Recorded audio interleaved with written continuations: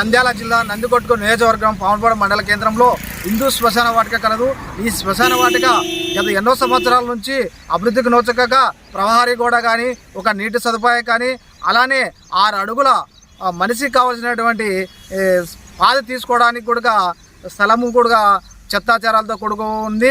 ఈ చెత్తలు ఇప్పుడు చూసినట్లయితే ఇది శ్మశాన వాటిక పాములపాడు మండల కేంద్రంలో ఉన్నటువంటి శ్మశాన వాటిక కేజీ రోడ్డుపై కలదు।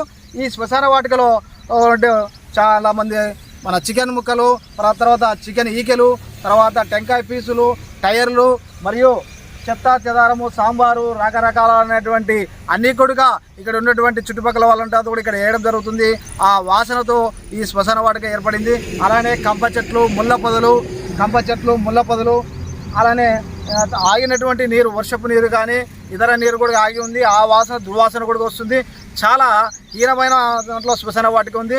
ఇది గతం నుంచి ఈ అధికారులు కానీ, నాయకులు కానీ అభివృద్ధి చేస్తామంటూ ఎటువంటి చేయకుండా ఇన్ని సంవత్సరాలైనా సరే ఈ శ్మశాన వాటికలు ఉండడం చాలా దారుణం। పెరిగినాయో కంప చెట్లు పెరిగినాయి।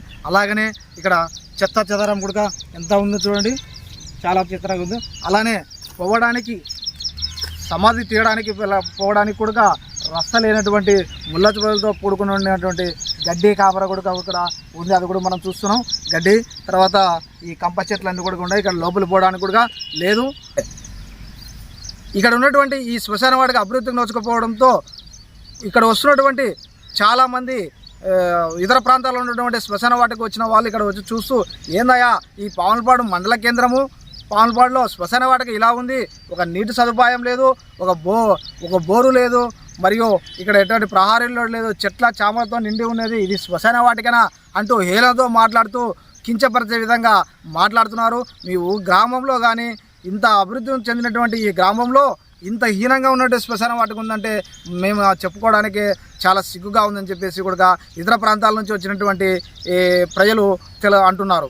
కావున ఆ ఉద్దేశంతో ఈరోజు నేడు ఈ శ్మశాన వాటికను శుభ్రం చేయుటకు మన టిఎన్ఆర్ అధినేత నాగరాజు గారు ఈరోజు ఈ శ్మశాన వాటికను తన సొంత సహసహకారాలతో దీన్ని శుభ్రపరచాలనే ఉద్దేశంతో మండల హిందూ ప్రజలకు ఈరోజు మంగళవారం నాడు రామని చెప్పినాడు। ఇక్కడ అందరం కలిసికట్టుగా ఐకమత్యంతో కూడా ఈ శ్మశాన వాటికను క్లీన్ చేద్దాం, శుభ్రపరచాము అని చెప్పేసి ఆయన పిలుపునివ్వడం జరిగింది।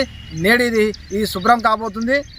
ఇటువంటి కంప చెట్లతో, చెత్త చెదారాలతో ఏర్పడినటువంటి ఈ శ్మశాన వాటిక నేడు శుభ్రంగా కాబోతుంది। ఈ కాలంలో ఈ శ్మశాన వాటికలో మౌలిక సదుపాయాలతో అన్ని సదుపాయాలు ఏర్పాటు చేయడానికి కూడా హిందూ ప్రజలు ముందుకు రావాలంటూ ఆయన పిలుపునివ్వడం జరిగింది।